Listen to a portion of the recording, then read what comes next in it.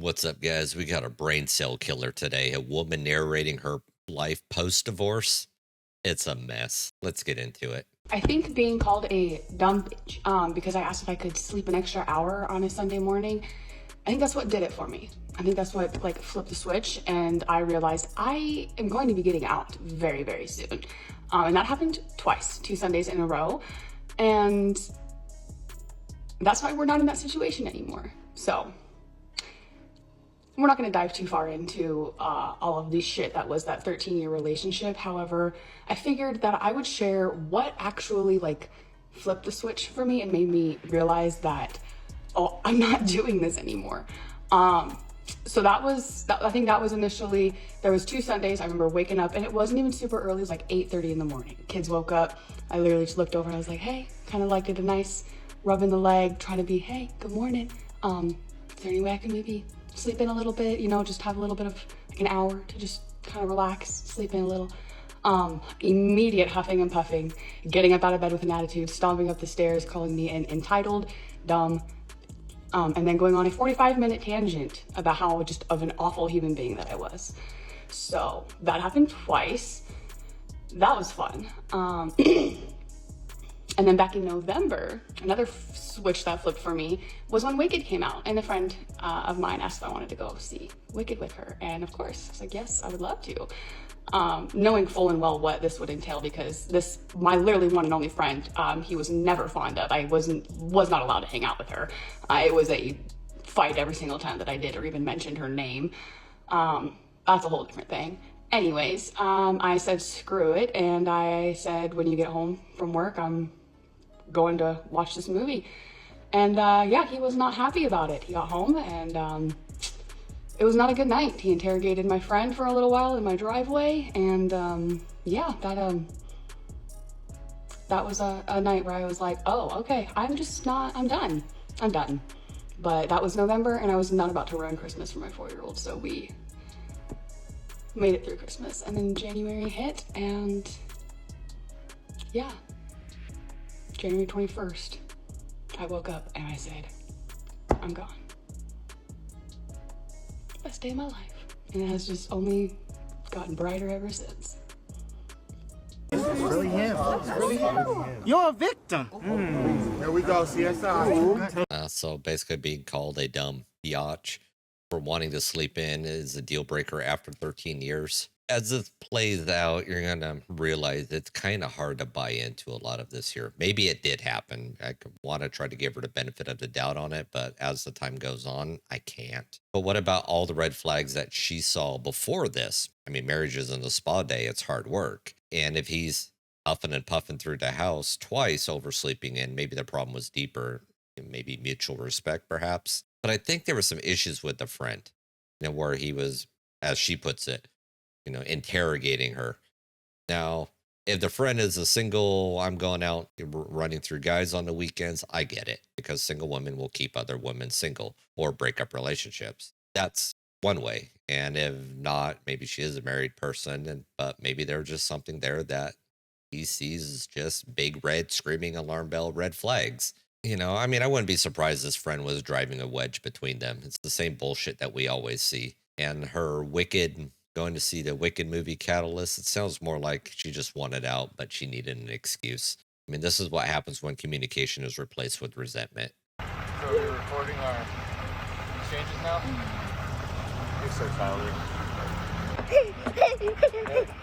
Since I'm paying for that phone, I'd really like it back on weekdays. Since you have a job and you have all your own stuff, I'm going to hold your own phone.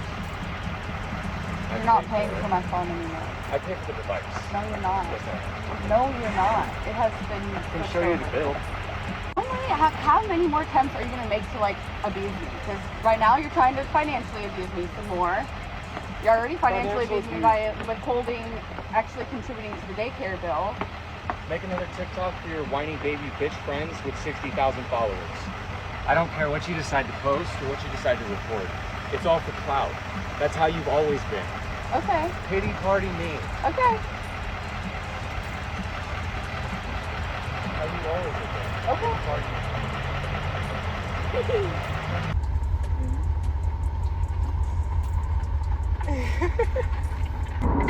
me.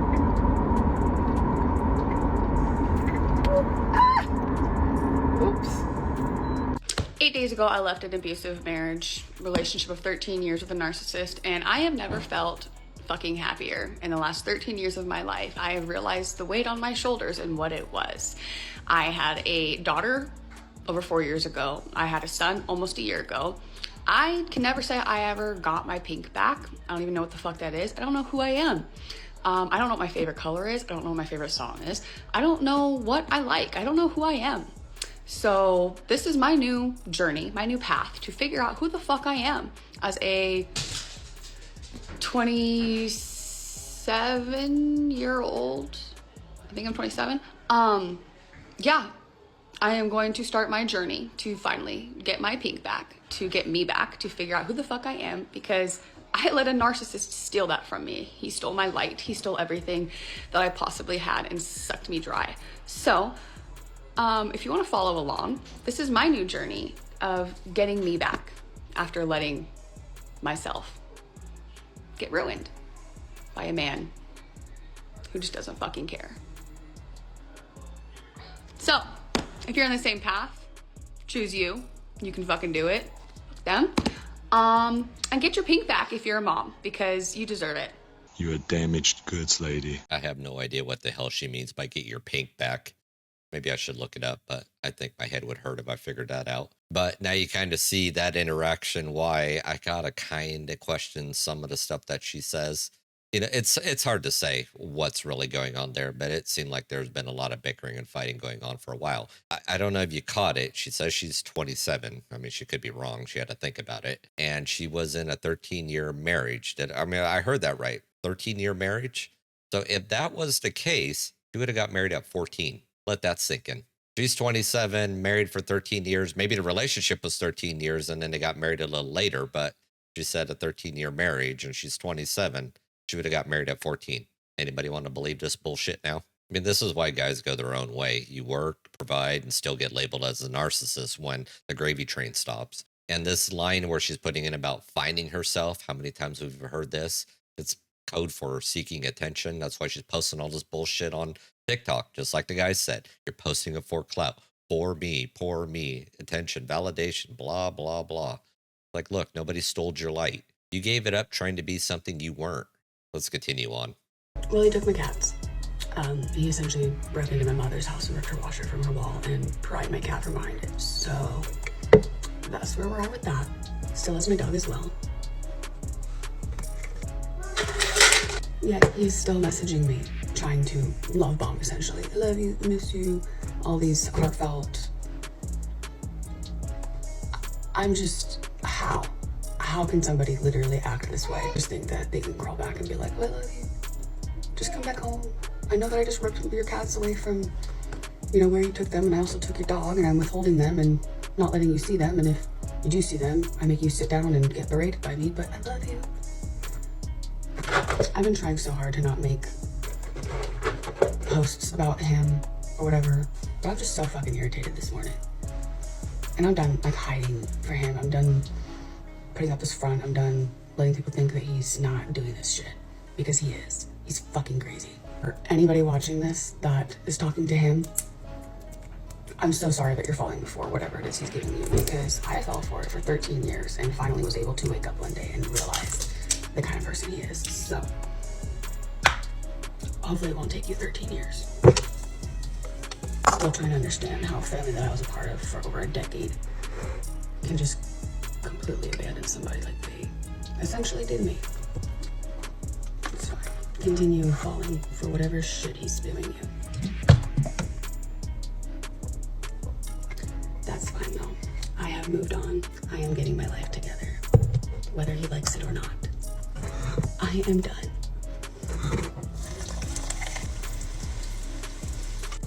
So, this is me, I don't know, being petty, whatever you want to call it, but this is the shit that's going on. I'm just baffled that he could literally come see his kids, get mad that I did not want to say I love you, go to my mom's, knock on the door, just walk in, don't even acknowledge that you're there, rip the cats out of there, and then go back and then message me and just be like, I love you, hope you have a good night. What? Oh, but he's never manipulated me before. His words. Okay. Anyways, besides the point, fucking, job interview went great. Other things are going pretty well. And I am happy. So, as ridiculous as all of that bullshit is, I am still better off. So, if you've watched this long, thank you. This is just another video that I'm trying to make enough off of so I can have a security deposit, money, whatever, so I can get a place for me and my children. Because have a great fucking day. Oh my God, who the hell cares? This one is bitter and angry. So he basically stole your pets, as you're putting it, just marched right into your mother's house and just took the animals, not saying anything? Please. You should have called the cops then if this is true, because this would be, in a sense, breaking and entering, or home invasion, or however you want to spin it. And the love bombing part, I just don't believe it. You got a lot of convincing to make me think otherwise. I mean, yeah, this whole thing just sounds very manipulative, but from her, and if it's him doing it, why are you still engaging with it? You know, when women say they're done, they rarely ever are. They keep the emotional string tied to maintain power, or that's what she's trying to do, to be the one in power, to be right. It's me, everybody on my side, feel for me. He's the asshole. But again, we don't hear his side. She's crying over stealing your light after a decade of enabling toxic dynamics. You stayed for 13 damn years, and now you're making a public spectacle out of this. Seriously? You could keep doing the hard that you're doing now, or you can choose a new hard, and your life could like absolutely be easier. And you can look forward to better days. For anybody that's stuck in a stupid ass fucking situation or relationship, whatever the fuck, where you're being told or you're being made out that you aren't capable, or you don't have what it takes, or you are never going to be able to leave, or you need to make it work because of XYZ, leave. Just leave. Because you are more than fucking capable. I promise there is better out there. You do deserve better. You are worthy of better. And if anybody is trying to make it out that you don't, that's just because they know that they are not worthy of better, and that they know damn well they cannot get better than you. So say bye. Say kick rocks. I just did it myself after 13 fucking years. I let somebody convince me that vows and having kids and whatever was more important than my own happiness. No. Sorry, but it hits a point where you cannot continue to treat somebody like trash. They are going to leave. If you had told me 3 months ago that I would be a working single mom right now, going to my first day, I might have believed you, but I genuinely didn't have the confidence or think that I would have like grown a pair and actually done this for myself. So I let myself be convinced for so fucking long that I was incapable of being a single mom, that I had to make things work because it was a family and it was the kids and vows and blah, blah, blah, whatever. Until it clicked one day that this is not any better than being a single mom. I am already practically a single mom. I'm just living with a toxic motherfucker. So I said, bye. And now I'm officially a actual single mom, working mom, making my own fucking money. I'm going to provide a healthy, safe, loving household for my fucking children without the toxic man. So we're sitting outside. Got here a little early. We get to just sit, look at the mountains, and breathe. This might not be the easiest thing to be doing. Being a single mom is never going to be considered easy. Being a mom in general is not easy. Being a stay-at-home mom was hard as fuck. Being a working mom is hard as fuck. So just being a mom in general is hard as fuck. But I would rather have this hard now and know that I am looking forward to a happy, healthy future than the hard that I had a few months ago. So I no longer feel like I am drowning in hell. Things are looking brighter. I am working. I'm going to be making money. I'm going to get a new place. Thankful for good friends that are letting me stay with them and hanging out with my kids while I go to work until I figure out daycare. But yeah, I already have daycare figured out. I just need to come up with the fucking money because a certain sperm donor doesn't want to contribute to that. So now I'm a working single mom that has to pay for childcare all by myself. Whatever, if you finish watching this, then maybe I'll make some off of this to do that. Oh well, have a good day. Oh, boo-hoo! Let me play a sad song for you on the world's smallest violin. Now you can start seeing how things are piecing together. She was a stay-at-home mom. Now she's got to go to work, obviously, because there's no man there that's out busting his ass off. Who knows how many days a week he was working, how many hours a day he was working. Maybe Sundays was the only day that he got to sleep in. And she's like, get up and do something. I want to sleep in. Life is hard. And I raised my daughter by myself. I get it. Life is hard. Raising kids is hard. It is what it is. But if you're choosing this dynamic of he's going to be the breadwinner, he's going to go out, make the money, pay all the bills, and you're going to stay home and take care of the kids, make sure the house is all kept up in one piece, and make sure you got food in the refrigerator and you're cooking something or whatever, just to make sure he's taken care of when he gets home after a long, hard day. Seems like that was too much for her. She wanted to go out and probably whatever her single friend was. Again, I'm willing to bet that this one friend is a single friend. Let's go out and party. Let's go get ran through. Let's go blah, blah, blah, this, that, this, that. But here she is with her choose your hard speech, which is all wrapped in self-victimization. And she was leaving what? For respect? Respect for who? Rather, you just bash the concept of the family and vows. I mean, that's the feminist propaganda kicking in. Marriage bad, independence good. So guys, just take note. Even if you bend over backwards, you're still painted as the villain. And as she still sits and pisses and moans, being a single mom is hard, but she's still celebrating like she just won the lottery. Why? For attention. And this is why you vet your partners, because modern dating is a PR stunt. Happy fucking Friday. We've officially almost finished our first week back to work as a single working mom after fucking divorce. So yay, it has been wonderful. It's been great. Last few days I've actually been able to like do more shit. So they've been going by somewhat decent. The kids are great. They love hanging out and doing what they're doing while I'm at work. Avery is not fond of taking a bottle. That's on me. I did not really give him a bottle a whole lot prior to this because in my mind I was like, I'm a stay-at-home mom. That's not going to change anytime soon. Until that light bulb went off and I was like, oh, this is actually shit and I would rather be a single mom. So, but here we are. He's doing good. He's starting to take it a little bit more. He likes to straw cups more than like a bottle or like a sippy cup. So that's awesome. I got my caffeine. It's just the Zip Fizz that I usually make, but I ran out of what I had to make it my own. So super fucking ready for the weekend. I'm excited to just chill. And yeah, 1 week into this single working mom life and it's going pretty well. Yay. Happy Friday. Have a good day. I swear to God, one of the most like relieving and healing things after leaving a narcissist is just not being fazed by their bullshit anymore. I have looked back so many times and realized how many times I was so easily manipulated, how many times my emotions got the better of me, how many times this person got so much energy and just reactions out of me that they did not deserve. And that's all they were going for. That's all they were going for, because the more reaction and negativity they got out of me, the more they were able to victimize themselves and make me the one that's to blame. And I'm the crazy person. It is insane the amount of energy and just effort that narcissists put towards making themselves the victim, when all they have to do is just do their own shit, just live, just survive. I do not understand.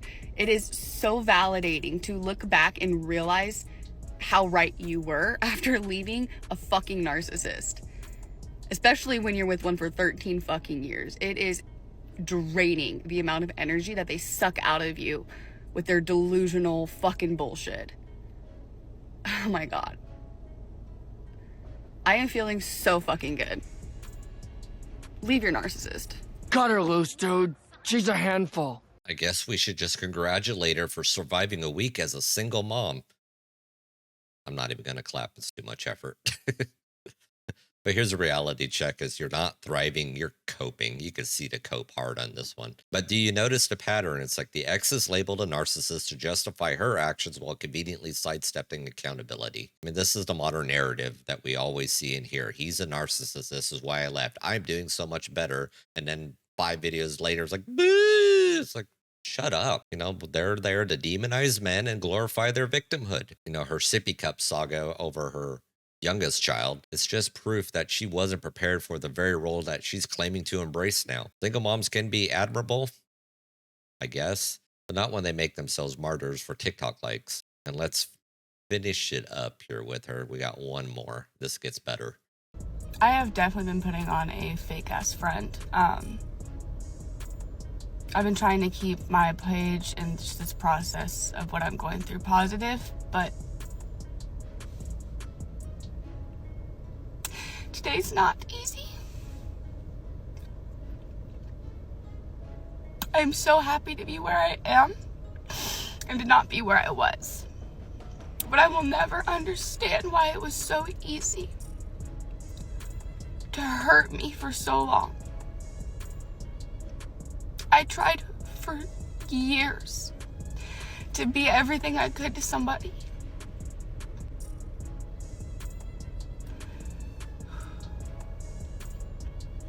But the only thing that was ever seen was my flaws and my mistakes.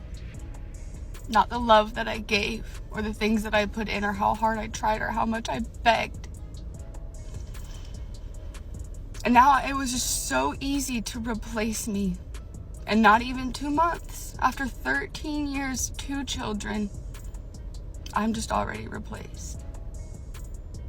And all I can think of is, God, I hope he just changes and treats her better than he treated me, because nobody deserves the treatment and the person that I got for 13 years.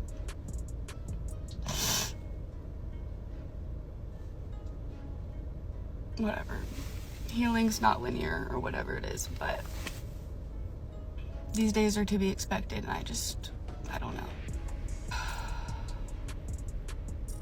Sorry, I'm not my little positive, happy, usual self, but it's just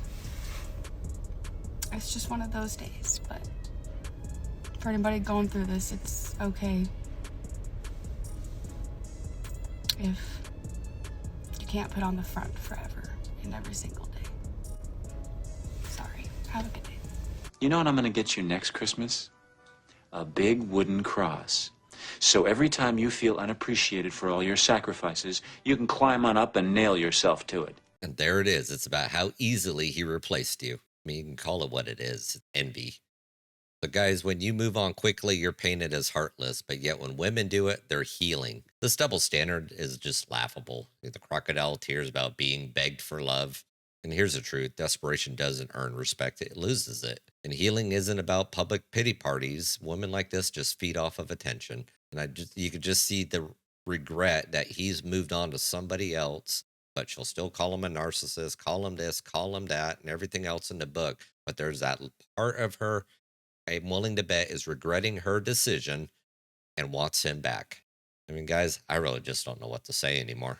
And feminism, societal decay, and entitlement have twisted relationships into transactional melodramas. So, guys, just avoid these traps. Vet your potential partners carefully, seek mutual respect, and walk away from toxicity. This thing here was a toxic cesspool.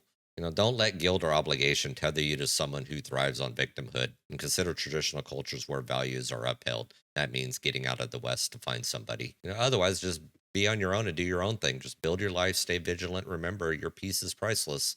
Well, guys, that's the end of the video here today. If you like what you've seen, hit that like button, share, subscribe, all that fun stuff. Drop me a comment down below on what you think, and I will catch you on the next one. Peace.